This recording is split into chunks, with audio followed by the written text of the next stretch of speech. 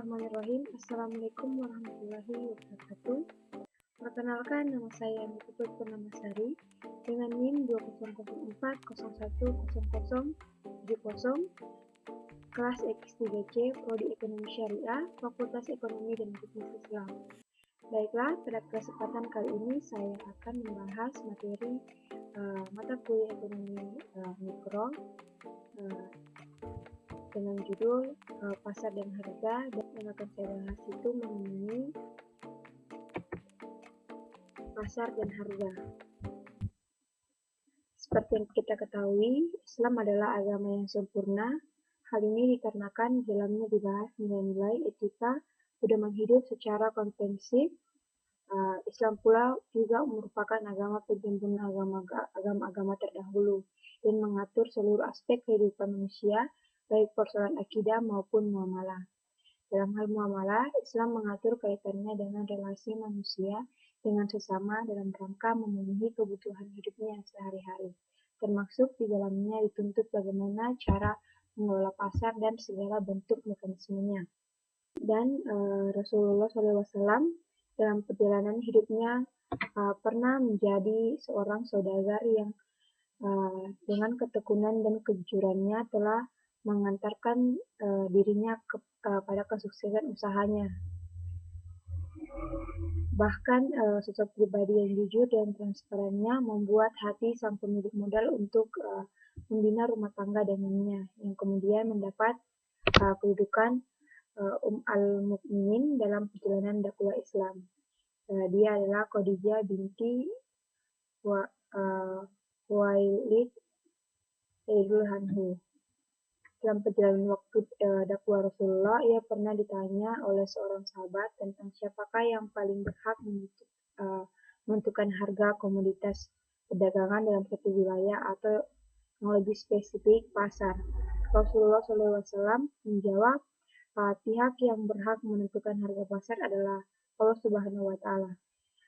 Jawaban tersebut dalam pandangan ilmu ekonomi modern dikenal dengan istilah kekuatan pasar, yaitu suatu kondisi pasar yang berjalan secara alami tanpa ada intervensi pihak tertentu pada kenaikan dan penurunan harga.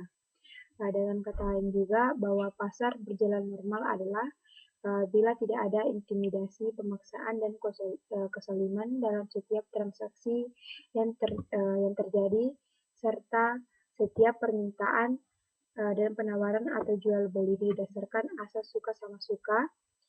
Untuk mewujudkan pasar yang ideal harus didukung dengan dua faktor. Yang faktor pertama yaitu harga kompetitif pada komoditas perdagangan sehingga terjangkau oleh masyarakat secara umum. Yang kedua, tidak hanya monopoli, oligopoli maupun kartel dalam komoditas tertentu, sehingga bisa dimaknai bahwa ada beberapa pedagang dalam jenis barang tertentu tidak dilarang selama tidak mengambil keuntungan di atas keuntungan normal atau the price of the equivalent. Adapun peranan ekonomi Islam dalam pasar menyumbangkan andil yang amat penting di tengah syarat marut kondisi perekonomian bangsa Indonesia. Praktek pasar sejatinya harus ditampilkan nilai-nilai yang sesuai dengan norma dan nilai yang dibenarkan. Dua paham ekonomi yang selama ini menjadi acuan dan barometer dunia, yaitu ekonomi kapitalis dan ekonomi sosialis, ternyata tidak dapat mengatur mekanisme kegiatan pasar saat ini yang serba tidak menentukan dan tidak jelas, malah semakin memperparah keadaan. Menurut kapitalis klasik, pasar memainkan peranan yang sangat penting dalam sistem perekonomian. Ekonomi kapitalis mengkehendaki pasar bebas untuk menyelesaikan permasalahan ekonomi, mulai dari produksi, konsumsi, sampai distribusi. Semboyan kapitalis adalah laissez-faire et laissez le monde faire de lui-même, yang artinya biarkan ia berbuat dan biarkan ia berjalan, dunia akan mengurus diri sendiri. Maksudnya, biarkan segala perekonomian berjalan dengan wajar tanpa intervensi pemerintah, nanti akan ada suatu tangan tak terlihat yang disebut dengan invisible hand yang akan membawa perekonomian tersebut ke arah equilibrium. Jika banyak campur tangan pemerintah, maka pasar akan mengalami distorsi yang akan membawa perekonomian pada ketidakefisien dan ketidakseimbangan. Selanjutnya yaitu teori harga. Harga merupakan sesuatu yang diserahkan dalam pertukaran untuk mendapatkan suatu barang maupun jasa. Harga khususnya merupakan pertukaran uang bagi barang dan jasa. Sedangkan menurut Jerome McCarthy adalah apa yang dibebankan untuk sesuatu. Sedangkan menurut Philip Kotler, harga adalah sejumlah nilai atau uang yang dibebankan atas suatu produk atau jasa untuk jumlah dari nilai yang ditukar konsumen atas manfaat-manfaat harga yang telah menjadi faktor penting yang mempengaruhi pilihan pembeli. Dan harga juga adalah salah satunya elemen bauran pemasaran yang menghasilkan pendapatan semua elemen lainnya hanya mewakili harga. Tidak seperti sifat-sifat produk yang komitmen jalur distribusi, harga dapat berubah-ubah dengan cepat pada saat yang sama. Pendapatan harga dan persaingan harga adalah masalah utama yang dihadapi banyak eksekutif pemasaran. Menurut Rahmat Shafi'i, harga hanya terjadi pada akad, yakni sesuatu yang direlakan dalam akad baik lebih sedikit, lebih besar, atau sama dengan nilai barang. Biasanya harga dijadikan penukaran barang yang diridhoi oleh kedua pihak yang melakukan akad. Adapun sasaran dalam penetapan harga adalah berorientasi pada keuntungan dengan cara, yaitu yang pertama, maksimalisasi keuntungan. Yang kedua, keuntungan yang memuaskan. Yang ketiga, target pengembalian investasi. Selain itu, juga menetapkan harga dengan sasaran yang berorientasi penjualan, yaitu yang pertama, pangsa pasar. Yang kedua, maksimalisasi penjualan, serta penetapan harga dengan sasaran status quo, yaitu mempertahankan harga yang telah ada atau menyesuaikan diri dengan harga pesaing. Dalam struktur pasar sempurna, perusahaan tidak dapat menentukan harga produknya. Pasarlah yang menentukan harga untuk semua produk. Produsen hanya mengambil harga yang ditetapkan oleh pasar masing-masing. Produsen bertindak sebagai price taker, artinya produsen tidak mempunyai kekuatan pasar. Dari sudut pandang konsumen, harga seringkali digunakan sebagai indikator nilai bila mana harga tersebut dihubungkan dengan manfaat yang dirasakan atau suatu barang atau jasa. Adapun nilai atau value dapat didefinisikan sebagai rasio antara manfaat yang dirasakan terhadap harga atau dapat dirumuskan seperti nilai sama dengan manfaat yang dirasakan per harga. Dari rumus di atas dapat dipahami bahwa jika manfaat yang dirasakan oleh konsumen meningkat pada harga tertentu, maka nilainya akan meningkat pula. Demikian pula sebaliknya, nilai suatu barang atau jasa akan meningkat pada harga tertentu seiring dengan meningkatnya manfaat yang dirasakan. Dan harga juga memiliki dua peranan utama dalam proses pengambilan keputusan para pembeli, yaitu peranan alokasi dan peranan informasi. Saya akan menjelaskan satu persatu. Peran alokasi itu dari harga, yaitu fungsi harga dalam membantu para pembeli untuk memutuskan cara memperoleh manfaat atau utilitas tertinggi yang diharapkan berdasarkan daya belinya. Dengan demikian, adanya harga dapat membantu para pembeli untuk memutuskan cara mengalokasikan daya beli pada berbagai jenis barang dan jasa. Pembeli membandingkan harga dari berbagai alternatif yang tersedia, kemudian memutuskan alokasi dana yang dikehendaki. Ya, sedangkan peranan informasi dari harga yaitu fungsi harga dalam mendidik konsumen mengenai faktor-faktor produk seperti kualitas. Hal ini terutama bermanfaat dalam situasi di mana pembeli mengalami kesulitan untuk menilai faktor produk atau manfaatnya secara objektif. Persepsi yang sering berlaku adalah bahwa harga yang mahal mencerminkan kualitas yang tinggi. Selanjutnya, tujuan penetapan harga, yaitu tujuan berorientasi pada laba. Asumsi teori ekonomi klasik menyatakan bahwa setiap perusahaan selalu memilih harga yang dapat menghasilkan laba paling tinggi. Tujuan ini dikenal dengan istilah maksimasi laba. Dalam era persaingan global yang kondisinya sangat kompleks dan banyak variabel yang berpengaruh terhadap daya saing setiap perusahaan, maksimasi laba sangat sulit dicapai karena sukar sekali untuk dapat diperkirakan secara akurat jumlah penjualan yang dapat dicapai pada tingkat harga tertentu. Dengan demikian, tidak mungkin suatu perusahaan dapat mengetahui secara pasti tingkat harga yang dapat menghasilkan laba maksimum. Yang kedua itu tujuan berorientasi pada volume. Selain tujuan berorientasi pada laba, ada pula perusahaan yang menetapkan harga-harga berdasarkan tujuan yang berorientasi pada volume tertentu, atau yang biasa dikenal dengan istilah volume pricing objektif. Harga ditetapkan sedemikian rupa agar dapat mencapai target volume penjualan, misalnya dalam ton, kilogram, unit, dan lain-lain. Nilai penjualan atau pangsa pasar yang biasa disebut dengan absolut maupun relatif. Tujuan ini banyak diterapkan oleh perusahaan penerbangan, lembaga pendidikan, perusahaan tur, dan travel, pengusaha bioskop, dan pemilik bisnis pertunjukan lainnya, serta penyelenggaraan seminar-seminar. Yang ketiga ada tujuan berorientasi pada citra. Citra atau image suatu perusahaan dapat dibentuk melalui strategi penetapan harga. Perusahaan dapat menetapkan harga tinggi untuk membentuk atau mempertahankan citra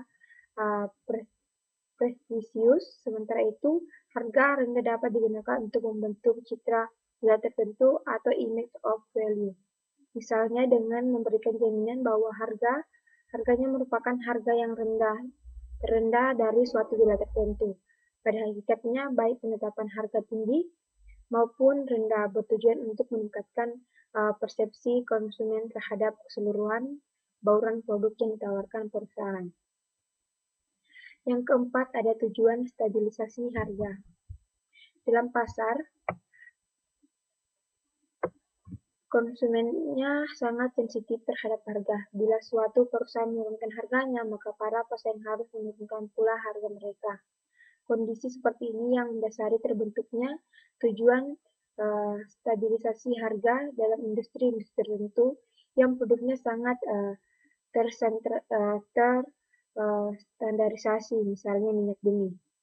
Tujuan stabilisasi dilakukan dengan jalan menetapkan harga untuk mempertahankan hubungan yang stabil antara harga suatu perusahaan dengan harga pemimpin industri atau industri leader.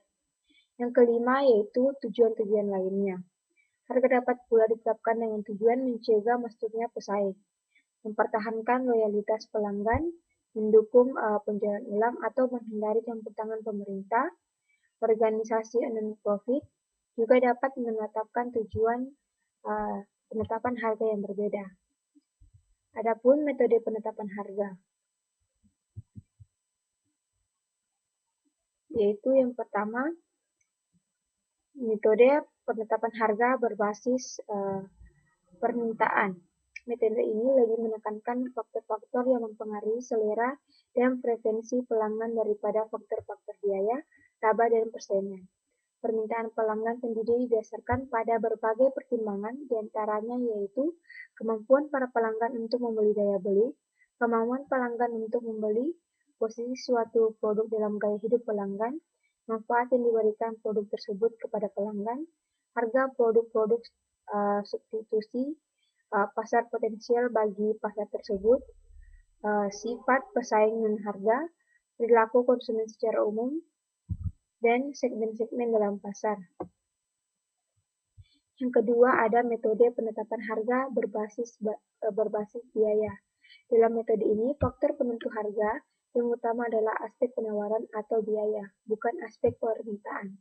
Harga ditentukan berdasarkan biaya produksi dan pemasaran yang ditambah dengan jumlah tertentu sehingga dapat menutupi biaya-biaya langsung atau biaya overhead dan laba. Yang ketiga, ada metode penetapan harga berbasis laba. Metode ini berusaha menyeimbangkan pendapatan dan biaya dalam penetapan harganya. Upaya ini dapat dilakukan atas dasar target volume laba spesifik atau dinyatakan dalam bentuk presentasi terhadap penjualan atau investasi. Yang keempat, ada metode penetapan harga berbasis pesaing. Selain berdasarkan pada pertimbangan biaya, permintaan, atau laba, harga juga ditetapkan atas dasar pesaing, yaitu apa yang dilakukan pesaing. Konsep harga dalam Islam dapat dirujuk kepada hadis Rasulullah SAW sebagaimana yang disampaikan oleh Anas radhiyallahu anhu sehubungan dengan adanya kenaikan harga barang di kota Madinah. Sabda Rasulullah SAW yang artinya dari Anas bin Malik berkata, harga komoditas perdagangan beranjak naik pada zaman Rasulullah SAW.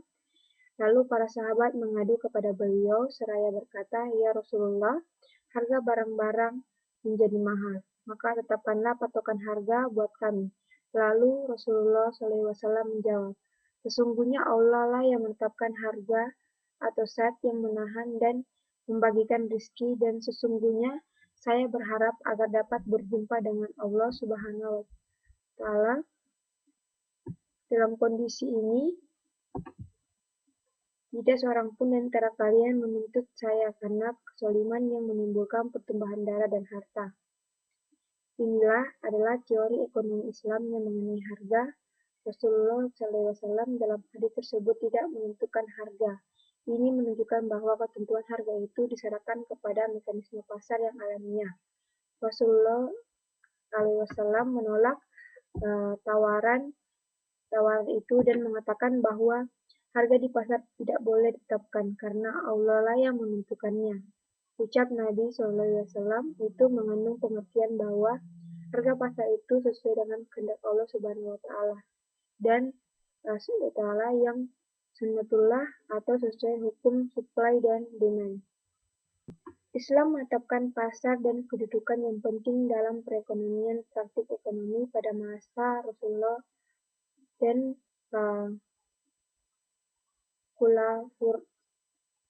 Khulafaur Rasyidin menunjukkan adanya peranan pasar yang besar. Rasulullah SAW sangat menghargai harga yang dibentuk oleh pasar sebagai harga yang adil. Beliau menolak adanya price intervention seandainya perubahan harga terjadi karena mekanisme pasar yang wajar, namun pasar mengharuskan adanya moralitas atau fair play, kejujuran, keterbukaan, dan keadilan. Jika nilai-nilai ini ditegakkan, maka tidak ada alasan untuk menolak harga pasar. Para sahabat dan imam mazhab juga memberikan pandangan dalam memahami hadis tersebut dan realitas kebijakan Rasulullah SAW dalam menyikapi dinamika harga komoditas perdagangan sebagai berikut. Yang pertama, Khalifah Umar bin Al-Khattab berpendapat bahwa dalam melindungi hak pembeli dan penjual, Islam mewajibkan pemerintah untuk melakukan intervensi harga bila kenaikan harga disebabkan oleh distorsi penawaran dan permintaan.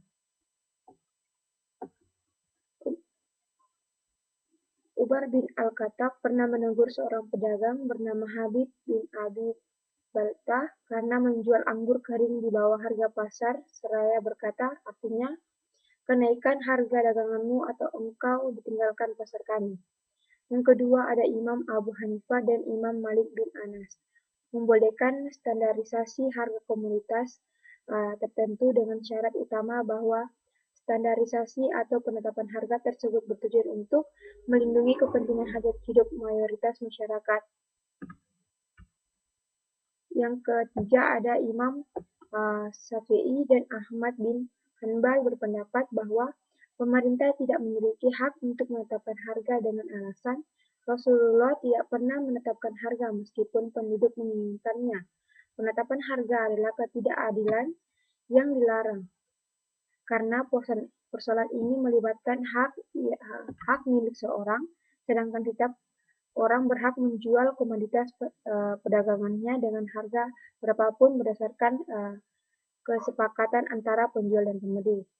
Distorsi pasar.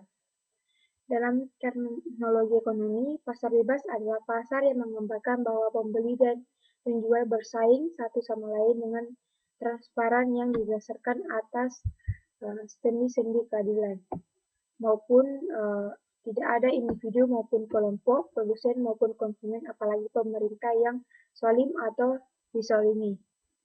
Ini adalah gambaran ideal yang seandainya terjadi dalam dunia bisnis Islam di mana pertemuan antara permintaan barang tertentu dengan penawarannya terjadi atas dasar suka sama suka, rela sama rela, dan tidak ada pihak maupun ditipu atau adanya keliruan objek transaksi dalam transaksi barang tertentu pada level harga tertentu. Yaitu yang pertama, ada penimbunan barang atau ihtikar. Perdagangan dilarang melakukan ihtikar, yaitu melakukan penimbunan barang dengan tujuan spekulasi sehingga ia mendapatkan keuntungan besar di atas keuntungan normal, atau dia menjual hanya sedikit barang untuk mendapatkan harga yang lebih tinggi sehingga mendapatkan keuntungan di atas keuntungan normal. Dalam ilmu ekonomi hal ini disebut dengan monopolis scheme. Di dalam kalangan ulama memang terdapat perbedaan tentang barang yang terlarang untuk dijadikan objek ihtikar, namun tampaknya ada kesamaan persepsi tentang tidak bolehnya ihtikar terhadap kebutuhan pokok. Imam Nawawi dengan tegas mengatakan ihtikar terhadap kebutuhan pokok haram hukumnya. Pendapat An-Nawawi ini sangat rasional karena kebutuhan pokok menyangkut hajat hidup orang banyak. Namun harus dicatat bahwa banyak sekali terjadi pergeseran kebutuhan. Dulu mungkin suatu produk tidak begitu dibutuhkan dan tidak mengganggu kehidupan sosial. Tetapi kini produk itu mungkin menjadi kebutuhan utama. Misalnya minyak, obat-obatan, dan lain-lain. Karena itu kita tidak boleh terjebak dalam kepada klasifikasi barang yang tidak boleh ditimbun dan barang-barang yang boleh. Tetapi perlu dirumuskan bahwa setiap penimbunan yang bertujuan untuk kepentingan spekulasi sehingga dampaknya mengganggu pasar dan sosial ekonomi, maka ia dilarang. Suatu kegiatan masuk dalam kategori ihtikar apabila tiga unsur ini terdapat dalam kegiatan tersebut untuk mengupayakan adanya kelangkaan barang, baik dengan cara menimbun stok atau mengenakan entry barrier, menjual dengan harga yang lebih tinggi dibanding dengan harga sebelum muncul kelangkaan, serta mengambil keuntungan yang lebih tinggi dibandingkan keuntungan sebelum komponen 1 dan 2 dilakukan. Pasar monopoli adalah struktur pasar yang sangat bertentangan dengan mekanisme pasar sehat dan sempurna. Monopoli adalah bentuk pasar di mana hak penguasa terhadap perdagangan hanya dipegang atau dimiliki oleh satu orang saja. Praktik bisnis ini mencegah adanya perdagangan bebas dan menghambat manusia untuk mendapatkan harga yang adil dan sesuai maka jelas hal ini sangat bertentangan dengan ajaran Islam yang mengajarkan kemerdekaan dan keadilan di dalam perdagangan. Islam menginginkan agar harga yang adil dan fair. Oleh karena itulah, pengambilan metode ini hanya akan menimbulkan kebaikan harga sesaat, ditentang dan ditolak dalam Islam. Selain itu, masalah dalam konteks tikar dalam mengharamkan seseorang menimbun harta. Menimbun harta maksudnya adalah membekukan, menahannya, dan menjauhkannya dari peredaran. Menimbun harta menimbulkan bahaya besar terhadap perekonomian dan terhadap moral. Penimbunan harta ini mempengaruhi perekonomian sebab andai kata harta itu tidak disimpan dan tidak ditahan, tentu ia ikut andil dalam usaha-usaha produktif, misalnya dalam merancang rencana-rencana produktif. Yang kedua itu penetapan harga atau tas'ir, yang merupakan salah satu praktek yang tidak dibolehkan oleh syariat Islam. Pemerintah ataupun yang memiliki otoritas ekonomi tidak memiliki hak dan wewenang untuk menentukan harga tetap untuk sebuah komunitas, kecuali pemerintah telah menyediakan pada para pedagang jumlah yang cukup untuk dijual dengan menentukan harga yang ditentukan. Atau melihat dan mendapatkan kesaliman-kesaliman di dalam sebuah pasar yang mengakibatkan rusaknya mekanisme pasar yang sehat. Dan juga tabiat ini dapat dilihat dari sebagaimana sikap Rasulullah SAW terhadap masalah ini. Tatkala Rasulullah SAW didatangi oleh seorang sahabatnya untuk meminta penetapan harga yang tetap. Rasulullah SAW menyatakan penolakannya. Beliau bersabda, fluktuasi harga itu adalah perbuatan Allah. Sesungguhnya saya ingin berjumpa dengannya dan saya tidak melakukan kezaliman pada seorang yang bisa dituntut dari saya. Hadis riwayat Abu Dawud. Dari sini jelas bahwasanya tidak dibenarkan adanya intervensi atau kontrol manusia dalam penentuan harga itu, sehingga akan menghambat hukum alami yang dikenal dengan istilah supply and demand. Yang ketiga ada riba. Salah satu ajaran Islam yang sangat penting untuk menegakkan keadilan dan menghapus eksploitasi dalam transaksi bisnis adalah dengan melarang riba. Riba secara etimologi berarti pertambahan. Secara terminologi syar'i riba ialah penambahan tanpa adanya riwat. Secara teknis maknanya mengacu kepada premi yang harus dibayar si peminjam kepada pemberi pinjaman bersama dengan pinjaman pokok yang disyaratkan sejak awal. Penambahan dari pokok itu disyaratkan karena adanya nasi'ah atau penangguhan. Yang keempat ada tanlis. Tanlis ialah bertransaksi yang mengandung suatu hal yang tidak diketahui oleh salah satu pihak. Setiap transaksi dalam Islam harus didasarkan pada prinsip kerelaan antara kedua belah pihak. Mereka harus mempunyai informasi yang sama, sehingga tidak ada pihak yang merasa dicurangi atau ditipu. Ditipu karena ada sesuatu yang keadaan di mana salah satu pihak tidak mengetahui informasi yang diketahui pihak lain. Ini merupakan asymmetric information, dan juga unknown the one party dalam bahasa fikihnya disebut tanlis atau penipuan, dan terdapat 4 hal yakni dalam kuantitas, kualitas, harga, dan waktu penyerahan. Yang kelima ada jual beli gahar. Jual beli gahar itu adalah suatu jual beli yang mengandung ketidakjelasan atau ketidakpastian.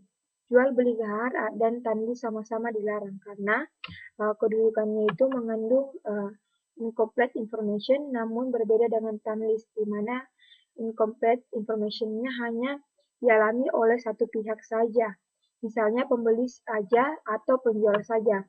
Namun gahar incomplete information dialami oleh dua pihak, baik pembeli maupun penjual. Jadi dalam gahar terjadi ketidakpastian, ketidakjelasan yang melibatkan dua pihak. Contohnya, jual beli ijon, jual beli anak sapi yang masih dalam kandungan induknya, menjual ikan yang ada dalam kolam, dan sebagainya. Sebagaimana tamlis jual beli gharar juga terjadi pada 4 hal, yaitu kualitas, kuantitas, harga, dan waktu. Yang keenam, ada tindakan pelambungan harga. Islam sangat tidak mentolerir semua tindakan yang akan melambung harga dengan zalim. Larangan Najshi adalah sebuah praktek dagang di mana seorang pura-pura menawar barang yang didagangkan dengan maksud hanya untuk menaikkan harga agar orang lain bersedia untuk membeli dengan harga itu. Transaksi Najshi diharamkan dalam perdagangan karena si penjual menyuruh orang lain untuk memuji barangnya atau menawar dengan harga yang lebih tinggi agar yang lain tertarik untuk membelinya. Si penawar sendiri tidak bermaksud untuk benar-benar membeli barang yang tersebut. Ia hanya ingin menipu orang lain yang benar-benar ingin membeli yang sebelumnya orang itu telah melakukan kesepakatan dengan penjual. Akibatnya, terjadilah permintaan palsu atau false demand. Tingkat permintaan yang tidak terjadi dihasilkan secara alamiah. Penjelasan grafis Bai Najshi diperlihatkan pada gambaran berikut, yaitu larangan bai bad ala bad. Praktik bisnis ini maksudnya adalah dengan melakukan lonjakan atau penurunan harga oleh seseorang di mana kedua belah pihak yang terlibat tawar-menawar masih melakukan dealing atau baru akan menyelesaikan penetapan harga. Rasulullah SAW dalam sebuah hadisnya melarang praktik semacam ini karena hanya akan menimbulkan kenaikan harga yang tidak diinginkan. Rasulullah SAW bersabda, "Janganlah sebagian dari kamu menjual atau penjualan sebagian yang lain." Hadis riwayat Tirmidzi. Larangan talqi al-rukban. Praktik ini adalah sebuah perbuatan seorang di mana ia mencegat orang-orang yang membawa barang dari desa dan membeli barang itu sebelum tiba di pasar. Rasulullah SAW melarang praktik semacam ini dengan tujuan untuk mencegah terjadinya kenaikan harga. Rasulullah memerintah suplai barang-barang hendaknya dibawa langsung ke pasar hingga pasar menyuplai barang dan para konsumen bisa mengambil manfaat dari adanya harga yang sesuai dan alami. Dan selanjutnya, larangan ba'al hadir bil bad. Praktek perdagangan seperti ini sangat potensial untuk melambungkan harga dan sangat dilarang oleh Allah Subhanahu wa Ta'ala. Praktik ini mirip dengan talqil al-rukban, yaitu di mana seorang menjadi penghubung atau makelar dari orang-orang yang datang dari gurun Sahara atau perkampungan dengan konsumen yang hidup di kota. Makelar itu kemudian menjual barang-barang yang dibawa oleh orang-orang desa itu pada orang kota di mana dia tinggal dan mengambil keuntungan yang demikian besar, dan keuntungan yang diperoleh dari harga naik diambil untuk dirinya sendiri. Itulah materi yang dapat saya sampaikan mengenai pasar dan harga. Wabillahi taufiq wal hidayah. Wassalamualaikum warahmatullahi wabarakatuh.